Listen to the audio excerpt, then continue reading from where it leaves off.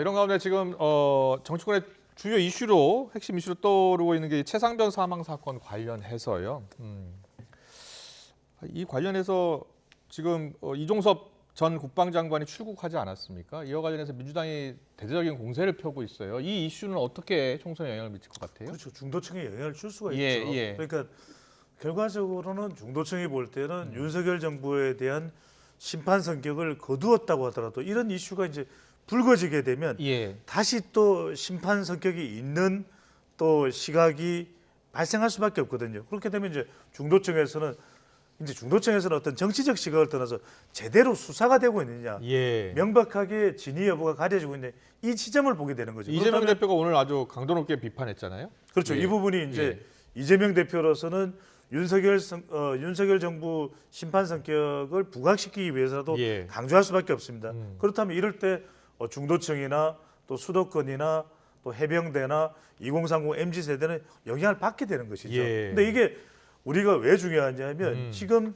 공천이 마무리되는 시점에서 이제 공천 말고 다른 이슈들이 이제는 집중 부각됩니다. 3월 한 달 동안에는 그런 상황에서 뭐 해병대 이슈가 됐든 아니면 다른 이슈가 상당히 이제 이번 선거에 영향을 주는 이슈로 조명을 받을 수밖에 없는 상황이 되고 있는 것이죠.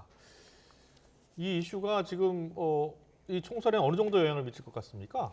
정권 심판론하고 이제 고야 심판론이 좀 충돌하고 있는 상황 속에서 지금까지는 이 고야 심판론이 더 공천 과정 속에서 불거지는 과정이 있었었는데 결국은 이제 정권 심판론을 다시 점화시킬 수 있는 그러한 계기를 마련해 줄 수 있다는 면에서 대대적인 공세를 펼 가능성이 굉장히 크고요. 또 하나 보면은 이럴 때 결국은 지금 아쉬운 부분은 뭐냐면 한동훈 비대위원장 체제 속에서 이 문제에 대해서 왜 제대로 대처를 못하는가. 지금 선거는 당이 치를 수밖에 없는 것인데 저게 4월 10일 이후에 출국하면서 엄청나게 큰일이 벌어지나요? 지금 한 달밖에 안 남았지 않습니까?